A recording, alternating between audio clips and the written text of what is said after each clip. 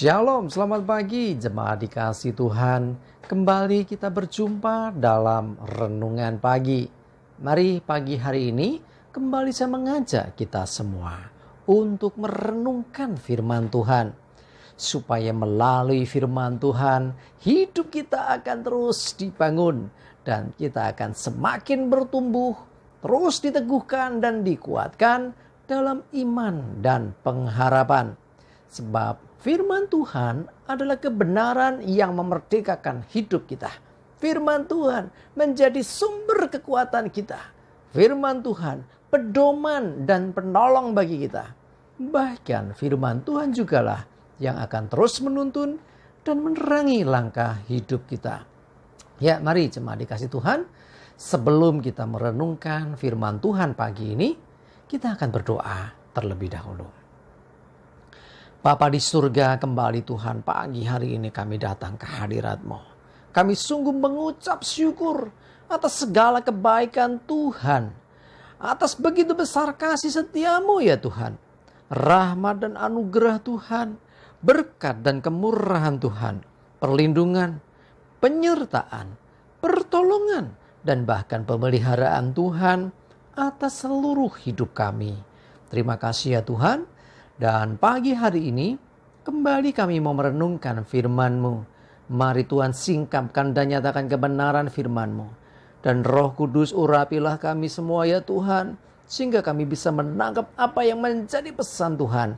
Dan juga melakukannya di dalam hidup kami. Terima kasih. Di dalam nama Tuhan Yesus kami bersyukur dan berdoa. Amin. Mari jemaat dikasih Tuhan, kita akan buka Alkitab kita. Renungan pagi hari ini saya ambilkan dari Markus 14 ayat 38. Saya bacakan. Berjaga-jagalah dan berdoalah supaya kamu jangan jatuh ke dalam pencobaan. Roh memang penurut, tetapi daging lemah. Jemaat dikasih Tuhan dikatakan berjaga-jagalah. Ya, pesan Tuhan diberikan ketika Tuhan Yesus ada di Taman Getsemane. Ya, ketika itu murid-muridnya disuruh berjaga-jaga ketika Yesus sedang bergumul berdoa di Taman Getsemane itu. Ketika kembali mereka tidur, mereka nggak kuat. Ya, Tuhan mengingatkan, berjaga-jaga gitu ya. Jangan sampai ya kamu jatuh dalam pencobaan. Jadi berjaga-jaga itu seperti apa? Berjaga-jaga seperti seorang penjaga yang tidak terlelap. Mata boleh ngantuk, rasanya nggak kuat, tapi tetap harus berjuang untuk bertahan tidak tertidur. Ya, karena harus terjaga terus. Berjaga-jaga bisa diartikan waspada. Ya, jadi ini menjadi catatan penting bagi kita untuk kita tidak lengah. Berjaga-jaga dan berdoa. Ingat, berdoa menjadi salah satu bagian penting dalam kehidupan kita. Doa bukan sekedar laporan kita kepada Tuhan. Ya, bukan hanya kita yang ngomong terus kepada Tuhan. Berdoa adalah interaksi kita. Berdoa adalah komunikasi kita dengan Tuhan. Dan sebetulnya seharusnya berdoa itu bukannya satu arah. Seperti orang laporan kepada Tuhan. Tetapi harusnya dua arah. Artinya apa? Ada waktu kita menyampaikan ya, apa yang menjadi permohonan kita mungkin ya, termasuk isi hati kita. Tapi ada waktu untuk kita mendengarkan ketika Tuhan menjawab atau menyatakan sesuatu atas doa kita. Ya, jadi berjaga-jaga dan berdoa supaya apa? Supaya jangan jatuh dalam pencobaan. Ingat, musuh kita si jahat, si iblis itu seperti singa mengaum-ngaum mencari orang yang dapat ditelannya. Siapa yang dapat ditelannya? Orang-orang yang lengah, orang-orang yang tidak berjaga-jaga, orang-orang yang gak mau berdoa. Hati-hati. Ya, jadi iblis itu mengancam hidup kita dengan berbagai macam cara, dengan segala kelicikannya untuk menjatuhkan kita. Ya, kalau kita sudah jatuh dalam pencobaan, apalagi sampai jatuh dosa, ya dia bersorak-sorai saudara. Karena itu ayo sadar, terus berjaga-jaga, terus berdoa. Ya, dikatakan roh memang penurut, ya, tetapi daging lemah. Inilah kita seringkali, kita kan masih di dunia. Kita masih punya daging. Nah, keinginan daging ini sering kali bahkan mengalahkan keinginan roh. Hati-hati.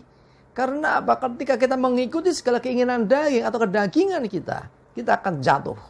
Ya, orang yang itu kedagingannya, orang itu akan jatuh. Kita harus belajar untuk hidup menurut pimpinan Tuhan. Ya, roh. Jadi bukan daging.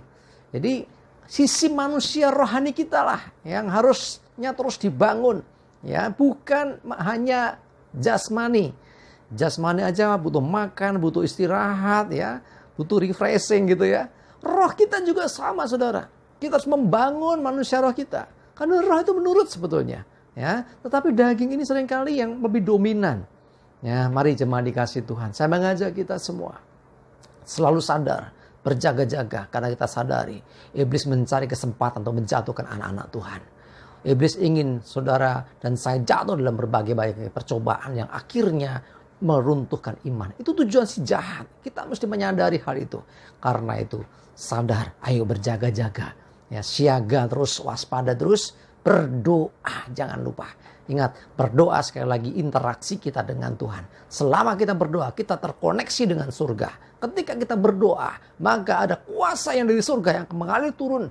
Sehingga kita akan mengalami sendiri kuasa Tuhan. Melalui doa, kita bisa mengalahkan segala kuasa-kuasa jahat yang mencoba menguasai hidup kita. Melalui doa kita bisa mengubah keadaan yang terjadi. Walaupun seringkali juga apa yang terjadi di depan mata tidak mudah. Tetapi doa mengubah segala sesuatu. Karena itu Tuhan Yesus mengingatkan, berjaga-jaga dan berdoalah. Ya, supaya kamu jangan jatuh dalam pencobaan. Karena iblis selalu ingin menjatuhkan kita. Iblis selalu ingin menenggelamkan kita.